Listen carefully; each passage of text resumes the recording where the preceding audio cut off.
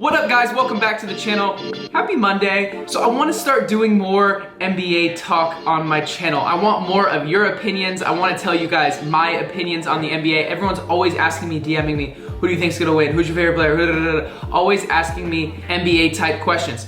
So today, I'm going to do one of my first videos ever like this, and then we're gonna do more in the future. I've been having an argument with my friends. I think we sort of agree on the top 7 or 8, but it's really cutting it down to your top 5 and your top 5 in that order. So today I wanna ask you guys, if you were starting an NBA team today and you had to pick the top 5 guys that you would choose to be your #1 player on your team, who would it be?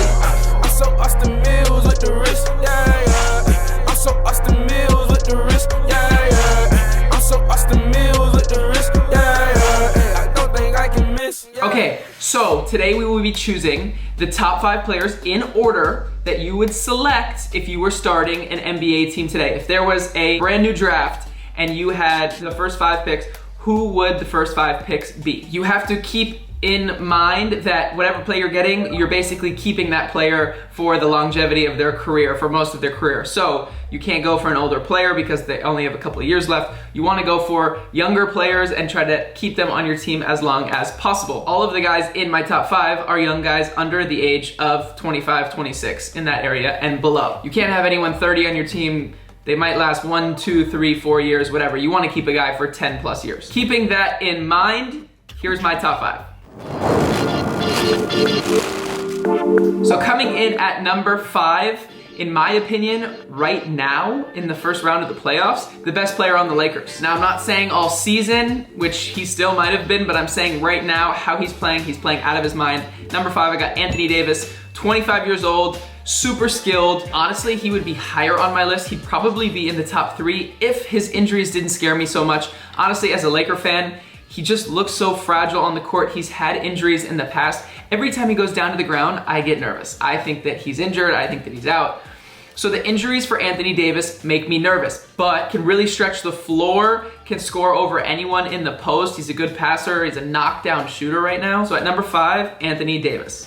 Number 4, another dude we saw killing in the bubble, almost brought his team into the playoffs, went out of his mind in the bubble, and I think that he's only going up from here. Number 4, Devin Booker. Devin Booker this year averaged about 27 points a game at 23 years old. Basically would be fresh out of college if he stayed for all 4 years. He's a young gunner, has no fear, a lot of Kobe-like tendencies. People are comparing him to Kobe, and the game winner we saw him hit in the bubble. Dude shot 50% from the field this year. He's extremely accurate. He's extremely talented and extremely focused. Obviously not on the greatest Suns team, almost brought them back to compete in the playoffs. They didn't quite make it, but I'm excited to see how his future progresses and how much better the Suns get when they get Devin Booker some help.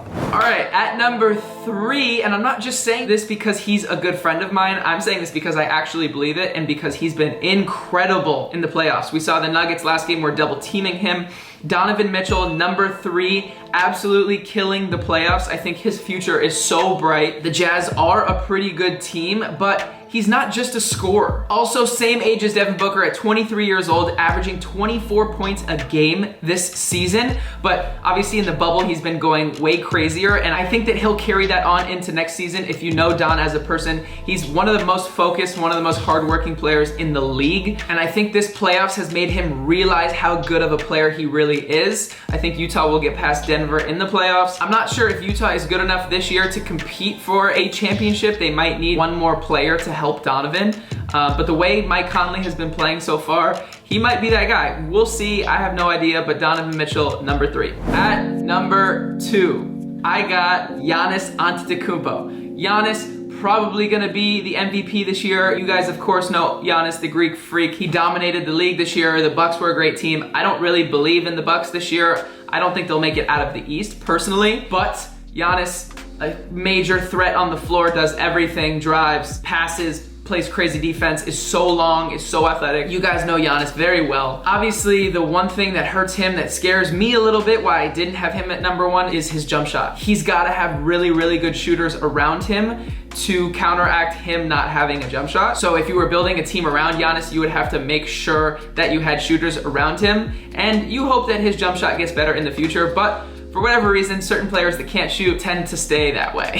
He averaged almost 30 points a game this season. Another guy, 25 years old. That would be right at the peak of how old I would draft a player. If I was drafting a brand new team, 25, 26, maybe 27, but Giannis still looking like he's 20 years old. The way he moves is incredible. At number 1, I'm sure you guys have figured it out by now. Guy has been unbelievable in the playoffs. At number 1, Luka Doncic. 21 years old, barely legal to drink alcohol in the United States. Obviously played many years in the EuroLeague, took his team to a EuroLeague championship. The guy is phenomenal. He will be the best player in the NBA, maybe next year, maybe the year after. His future is so bright. He's going to be the MVP multiple times in the NBA. He said it before, it's so easy for him in the NBA. It was much harder for him to play in Europe. He said the defense is harder, whatever. He makes it look so easy. He makes the game look so easy, makes his teammates better, makes the right play, makes the right shot. He's extremely efficient, scoring 29 points a game in the NBA this year, and going even crazier in the bubble. We saw him tear up the Clippers, hit a game winner with a hurt ankle. What he's done in the bubble has opened up amazing things in his mind for what he can do next season when Porzingis gets healthy again. Maybe they get one other player. I think they need one other guy. If they get one real threat, one real offensive scorer threat, they will be very dangerous. I'm very concerned for the Dallas Mavericks. But that being said, number 1, I got Luka Doncic, no brainer, and that's my top 5. Now, I'll give a couple honorable mentions. I got Trae Young right outside that top 5. I got Pascal Siakam right outside that top 5. These are kind of guys that are like top 7, top 8, top 9, top 10, whatever. Jokic in that top 10, he has been phenomenal. Jamal Murray in that top 10, he's also been phenomenal. You could argue Zach LaVine, Domantas Sabonis, Joel Embiid. There's a lot of dangerous young weapons in the league right now. De'Aaron Fox, whatever. There's a lot of young guys that you could argue, but I think my top 5 is the solid top 5. That top 5 are the future superstars of the NBA, especially Luka Doncic. But I'm very curious to see what you guys say. I want to know your thoughts. I want to know your top 5. So comment below, write them in order. I'm going to respond to some of them. Don't be Stephen A. Smith. Don't be any of these crazy analysts and do some way off list because I will expose you. Don't make a BS list just for clout. All right, guys, that's a wrap on this video. Thank you so much for watching. I'm going to do more stuff like this. I want to do more NBA talk. I want to talk to you guys about it. I want to get your opinions. Like I said, starting in September, we're going to do 4 or 5 videos a week. Make sure you guys turn your notifications on. Stay tuned. Tell a friend and tell a friend. For today, we're out. Peace.